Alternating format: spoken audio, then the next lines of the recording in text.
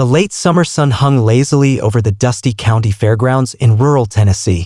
It was auction day. A mix of local farmers, families, and curious onlookers had gathered under the creaky wooden pavilion for the annual livestock and animal auction.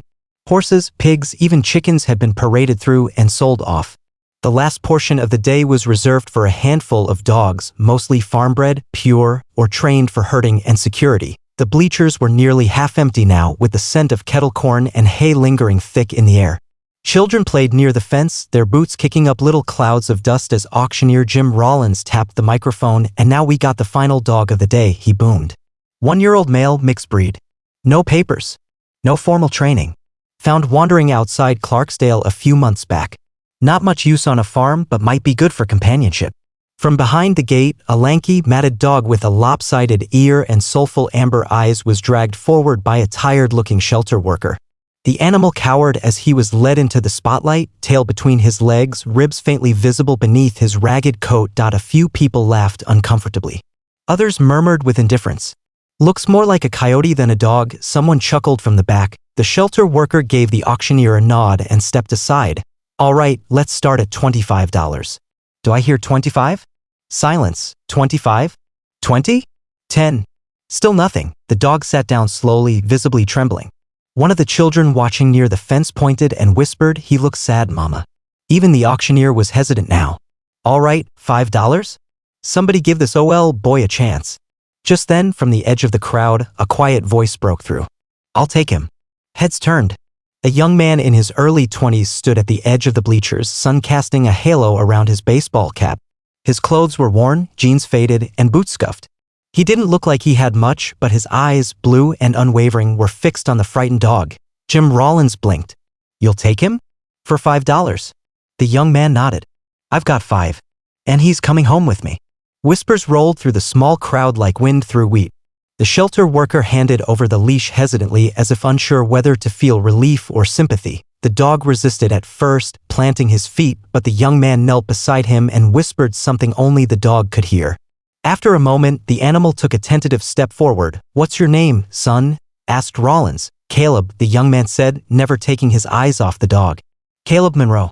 And with that, Caleb led the rejected, forgotten dog through the crowd, away from the auction ring, as dozens of silent, curious eyes followed behind. No one knew it yet, but the world was about to witness something incredible. Caleb walked the dog slowly down the gravel path leading away from the fairgrounds. The dog's gait was uneven, limping slightly on his back right paw, and every loud noise made him flinch. Caleb didn't rush him. He didn't tug at the leash or speak unnecessarily.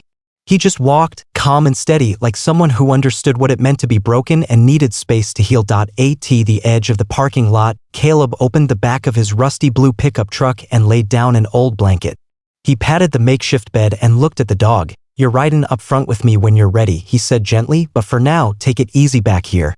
The dog hesitated for a moment, then climbed into the bed and curled up tight. Caleb closed the gate slowly, hopped into the truck, and started the engine. It rumbled to life with a cough and a groan. Then they rolled out of the lot, disappearing down a long stretch of Tennessee road framed by rolling hills and late summer sunflowers. Caleb lived in a small, one-bedroom cabin on the edge of Gray Hollow, a place not even the locals bothered to put on the map. His parents had passed when he was in his teens, and he'd been working odd jobs ever since: carpentry, fence repair, even welding when he could find it.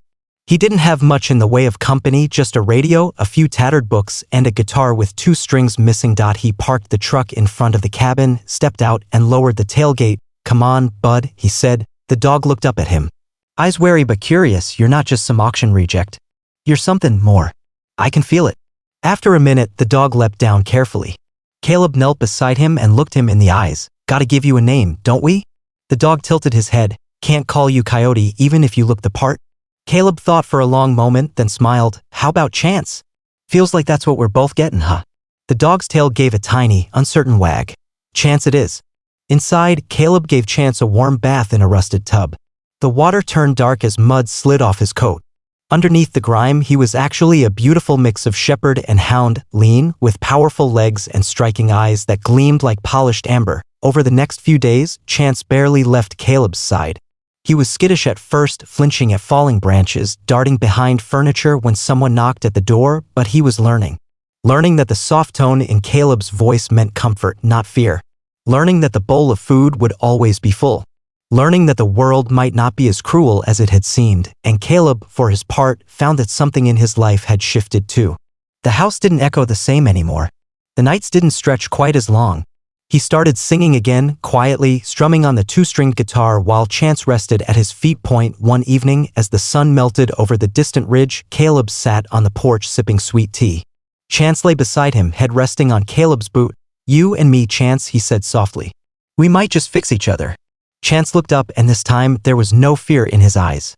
Only trust, and that's when something truly beautiful began to grow, an unspoken bond between a boy who'd lost everything too young and a dog no one else had wanted. Caleb started waking up earlier.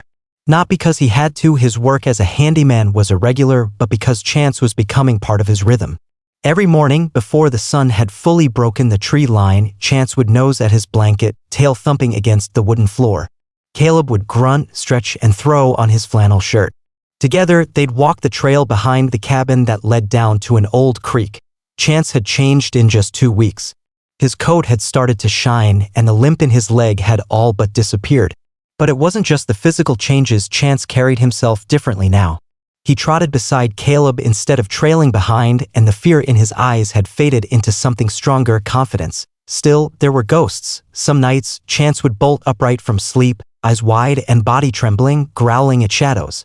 Other times, he crouched at sudden noises, eyes darting as if expecting someone or something to hurt him. Caleb didn't push him. He'd just sit nearby, humming old country tunes until Chance calmed down. One day, while fixing a fence on the Johnson property a few miles down the road, Caleb met a retired veterinarian named Martha who helped with animal rescues. She drove a battered green Subaru and had silver hair tied in a loose bun. "Well, would you look at that mutt?" she said, squinting down at Chance. "Where'd you find him?" "Bought him at the county auction," Caleb said. "Nobody else wanted him." She kneeled and let Chance sniff her hand before gently rubbing behind his ear. "He's got scars on his hind legs," she said quietly. "And the way he holds his body, real tense. You can tell he's been through something rough. Probably abuse or fighting. May never get all of it out of him." Caleb frowned, glancing down at Chance. "He's got a good heart," he said. "He just needs time." Martha smiled. "That he does. And it looks like he found the right person to help him find it again." Caleb nodded but didn't speak. Something about her words made his chest ache. Maybe it was because he saw too much of himself in Chance, scars you couldn't always see and fear that didn't have a name. Later that night, Caleb found an old shoebox in the back of his closet. Inside were photos from his childhood, his dad working on the same porch Caleb now sat on, his mother laughing while holding a pie, and a picture of a younger Caleb hugging a golden retriever. "Ranger," he whispered. "God, I forgot about you." Ranger had been his best friend as a kid, loyal, brave, and kind. After the accident that took his parents, Ranger had gone to live with Caleb's aunt, and not long after, he passed from old age. "I never thought I'd have another dog," Caleb admitted to Chance as he held the photo. "Didn't think I could." Chance laid his head in Caleb's lap, tail thumping once, "But here you are." And that night, under the rustle of wind through the trees and the soft hoot of an owl nearby, something shifted again, not just in the bond between man and dog, but in the way both were starting to let go of the pain that had defined them. For the first time in years, Caleb felt like he had a purpose again. And maybe, just maybe, Chance did too. It was a Tuesday when trouble came knocking, almost literally. Caleb had been working under his truck, changing out the oil filter with one arm and holding a sandwich with the other when he heard tires crunching along the gravel driveway. He wiped his hands on a rag and stood up as a sleek black SUV pulled up beside the porch. 2 men stepped out, one in a tailored jacket and the other with a clipboard in hand. Neither looked like they belonged in Gray Hollow. "You Caleb Monroe?" asked the man in the blazer. Caleb narrowed his eyes. "Yeah. What's this about?" "We're with Hollow Rock Developments," the clipboard guy said. "Your land's one of the few parcels left in the valley. The county's approved rezoning. We're offering cash to buy it, double market value." Caleb felt his stomach clench. "I'm not selling. Blazer guy chuckled. "You might want to reconsider. The land's gonna be developed whether you sell or not. Once construction starts, this won't be a peaceful spot anymore." "Appreciate your concern," Caleb said, voice steady. "But I'm not selling. You can turn around now." Clipboard guy sighed. "We'll be in touch." Chance had been watching from the porch the whole time. As the men got back into their SUV, Chance let out a deep, low growl. "Yeah," Caleb muttered. "Didn't like them either." Over the next few days, Caleb started noticing strange things. Tire tracks on his long dirt road that didn't match his truck. Broken branches along the edge of the property. Someone was watching, maybe more than one evening as the sun dipped behind the trees and Caleb was out near the shed stacking firewood. He heard Chance barking, a sharp, frantic bark from the front of the cabin. Caleb dropped the axe and sprinted around the house, heart in his throat. Chance was in full alert stance, teeth bared and barking wildly at a man standing by the porch. The figure, caught in the act of trying to jimmy the front door, froze. The man looked young, late 20s, wearing all black and a ski cap, clearly not from around here. "Hey!" Caleb shouted. Before the man could run, Chance lunged, not to bite, but just far enough to make the guy trip backwards off the steps. He landed hard, scrambled up, and bolted into the woods. Caleb reached down, grabbed Chance by the collar, and calmed him with a single stroke. "You saved her home, bud," he whispered, chest still heaving. "You really did." He called the sheriff, filed a report, but deep down, he knew what was happening. These weren't random incidents. They were trying to scare him off his land. That night, Caleb couldn't sleep.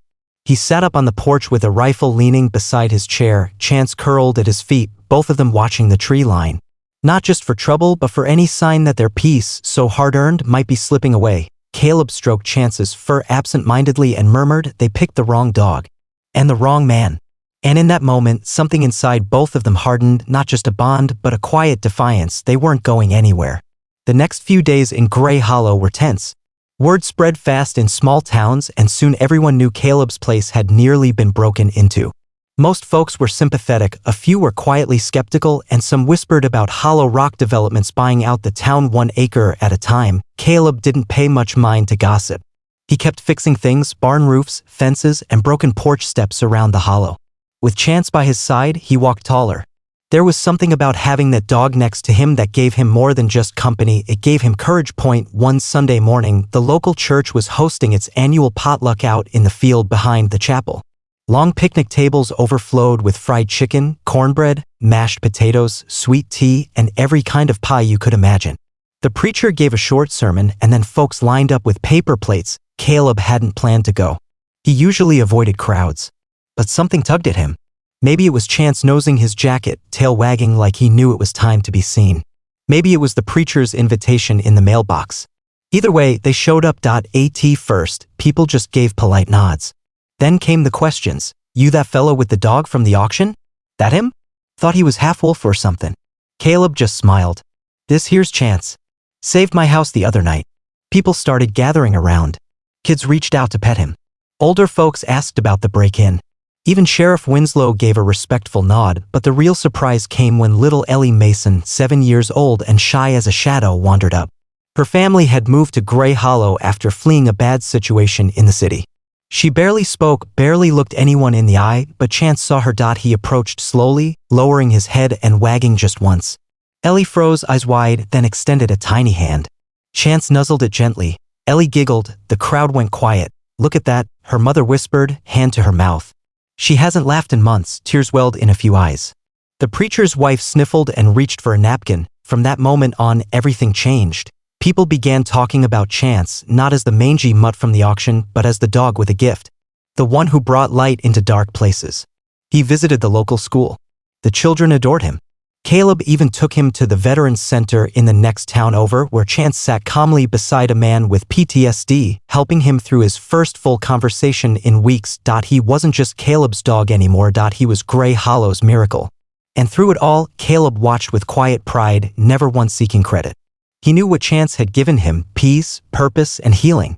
Now he was watching that same gift pass to others. Chance had gone from unwanted to unforgettable, but as the days turned brighter, shadows still lingered. The developers hadn't given up. And soon, the man who'd saved a dog was about to find out how far he'd go to protect him and the home they'd built together. It was late September when the next message came, and this one wasn't subtle. Caleb had been out mending a fence for old Mr. Tilson when he spotted the smoke. Thin, curling trails of it rising into the sky above the tree line where his cabin stood. His chest tightened. Without a word, he dropped his tools, whistled for Chance, and jumped into his truck. Gravel kicked up behind him as he sped down the hollow road. When he rounded the last bend, his heart sank. Someone had set fire to his shed. The blaze had already eaten through the walls and the roof had collapsed inward. Flames snapped like angry dogs, dancing against the sky as if taunting him. He grabbed the fire extinguisher from behind the truck seat and ran forward, cursing. A few neighbors had seen the smoke too and came with buckets of water. After what felt like forever, they got the fire under control. The cabin was safe. But the shed, everything in it was gone: tools, lumber, supplies he'd spent years gathering, and painted across the side of the cabin in black spray paint were 4 words: sell or else, HRD. Hollow Rock Developments. Sheriff Winslow came out, looked around, and muttered, "Bastards are getting bold. You gonna do something?" Caleb asked, jaw clenched. The sheriff hesitated. "You know how these folks operate. They use legal loopholes. Private contractors. Can't pin nothing on 'em. Best thing you can do is sell." Caleb snapped. The sheriff looked away. Caleb didn't say another word. He just walked back to the porch, Chance right beside him, ears up, alert. The townsfolk who'd come to help watched him with concern, and a few of them murmured quietly about what could be done. But Caleb already knew they tried to burn him out, and they weren't done. That night, he sat with Chance under the stars, guitar in his lap, but no song in his throat. His hands trembled, not from fear, but from fury. "I lost everything once," he whispered to Chance. "Ain't losing it again."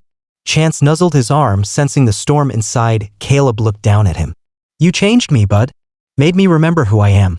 What I stand for. I don't care what they throw at us, we're not backing down." The next morning, he drove to the town square with Chance in the passenger seat. He stood on the courthouse steps and made a promise in front of everyone gathered there. "I'm not selling," he said, loud and clear. "Not to Hollow Rock, not to anyone. And if they think they can scare me or this town into giving up, they're wrong." The crowd murmured, then applauded. For the first time, someone had taken a stand, and it wasn't just Caleb's stand anymore. It was Gray Hollow's, and standing at the center of it all, eyes bright and steady, was a once-rejected dog who had brought an entire town back to life. The next week changed everything in Gray Hollow. Caleb's stand had awakened something in the town, a sense of pride, and more importantly, unity. The folks who'd once kept to themselves started showing up for one another. Word spread about what Hollow Rock Developments had done, and the more people heard, the angrier they got. Within days, handmade signs popped up all over, "Not for sale. Save Gray Hollow. We stand with Caleb." It wasn't just about one man's cabin anymore. It was about preserving the soul of the town, the land that had been passed down for generations. The forests their children hiked in, the fields their grandparents had plowed. Chance, once an outsider, had become a symbol of that fight. The next town meeting, held in the school gymnasium because the church hall was too small, Caleb was asked to speak. He didn't want to. But the moment he stood at the front with Chance at his side, the entire room fell silent. "I'm not a politician," he began. "I'm just a man who loves this land. I grew up here. Buried my parents here. This place, it ain't just dirt and trees. It's memory. It's family." He paused, swallowing thickly. "They tried to scare me off. Tried to scare all of us. But when they burned my shed, I realized something. They're afraid too. Afraid of what happens when we stand together." The applause started slow but grew into thunder. One by one, townsfolk stood and pledged support. Martha the vet offered to organize a petition. Sheriff Winslow, after some soul-searching, promised to increase patrols and dig into the development company's shady tactics. Even old Miss Bonnie, who hadn't left her house in months, mailed in a handwritten letter urging everyone to protect Gray Hollow, but perhaps the most unexpected gesture came from Ellie Mason's mother. She stood, holding Ellie's hand, voice trembling as she spoke. "My daughter didn't speak for 6 months after what we went through. But when she met that dog, your dog, she smiled again. Laughed again. This town gave us hope. And we're not going to let anyone take it away."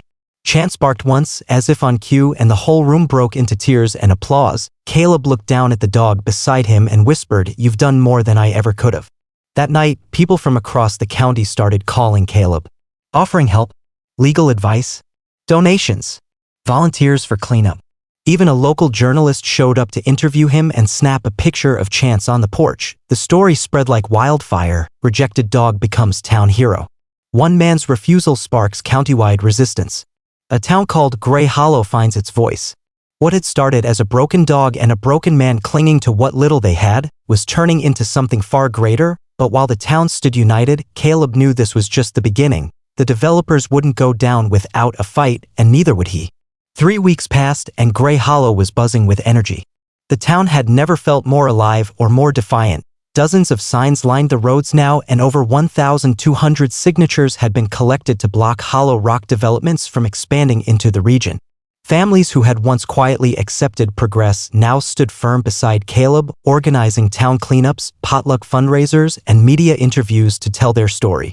But resistance doesn't stop a storm from rolling. It was late one Friday night when Caleb's phone rang. It was Martha, the town's vet. Her voice panicked. "Caleb, you need to get down to the Mason's place. It's bad." By the time he got there with Chance, the rain was coming down in sheets, wind tearing at the trees. A massive landslide, likely triggered by illegal early construction up the ridge, had slammed into the Masons' property. The house was still standing, but barely. Mud had knocked out one wall, and water surged around the foundation.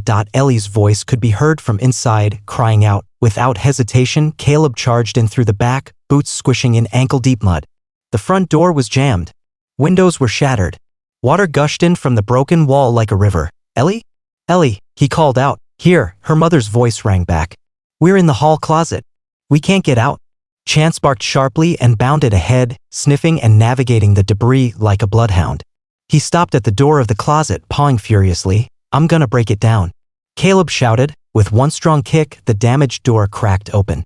Inside, Ellie and her mom huddled in the dark, soaked and terrified. Caleb reached out, pulling them one by one into his arms and leading them back through the broken kitchen, but just as they reached the rear exit, the ceiling began to creak. A support beam above them splintered with a loud crack. "Go," Caleb shouted, pushing Ellie and her mother out the door. As the beam started to fall, Caleb turned, and that's when Chance lunged. With one powerful leap, he knocked Caleb sideways and out of the way. The beam crashed down inches from where Caleb had been standing. For a second, everything went silent. Then Caleb looked up. Chance was pinned, his hind leg crushed by a heavy beam. No, hold on, boy, I got you," Caleb whispered, adrenaline surging. With a surge of strength, he lifted the beam just enough for Chance to crawl out.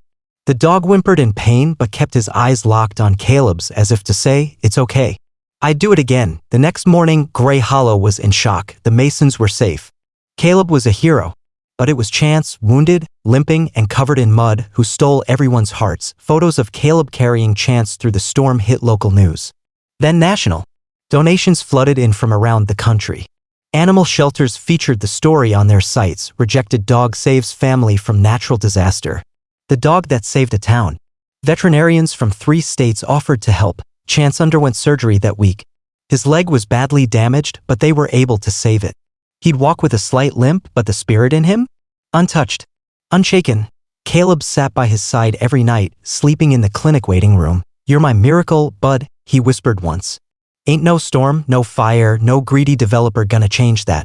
But as Chance healed, Hollow Rock prepared one final move. A legal bombshell was coming, and Gray Hollow would have to fight like never before. 1 week after the storm, as Chance recovered on Caleb's porch wrapped in a cozy flannel blanket and a little leg brace, the sheriff arrived with a grim look and a yellow envelope. Caleb opened it and frowned.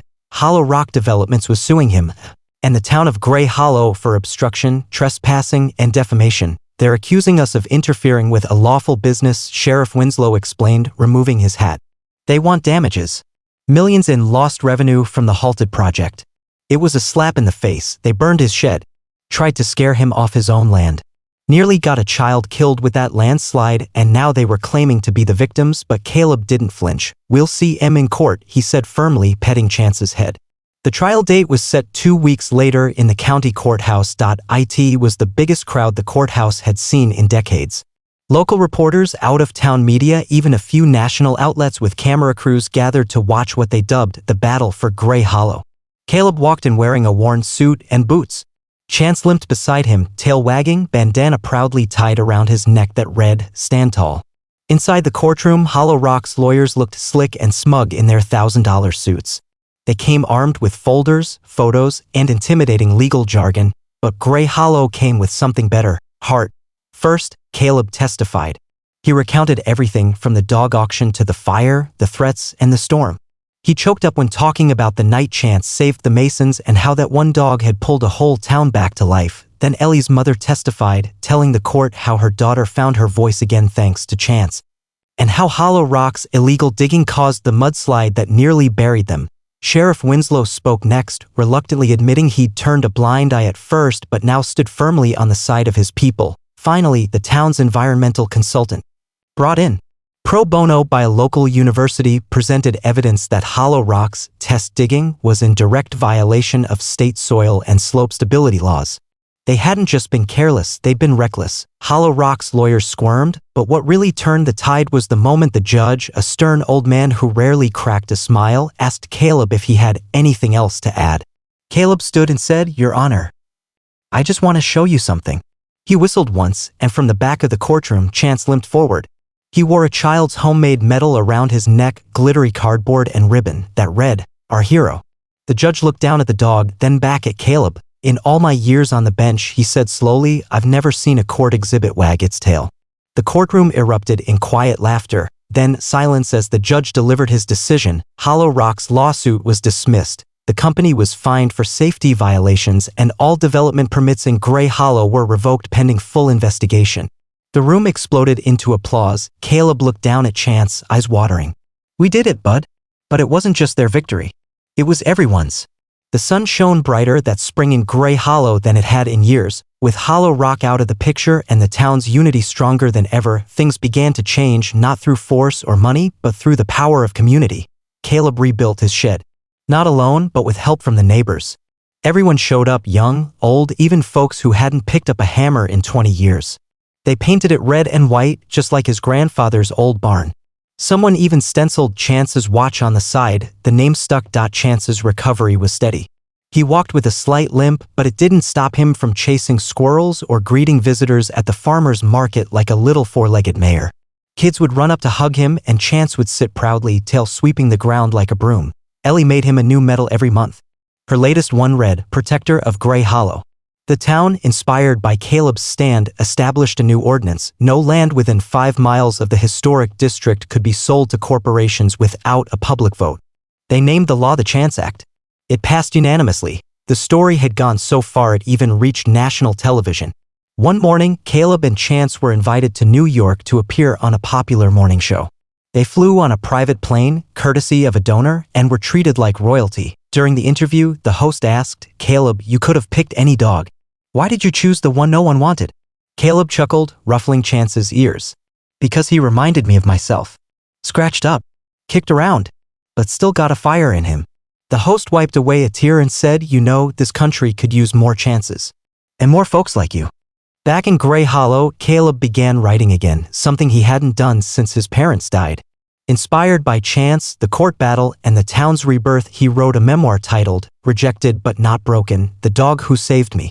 The book became a surprise bestseller, but the real reward wasn't fame or money. It was knowing that his story, their story, was giving hope to others who felt rejected or lost.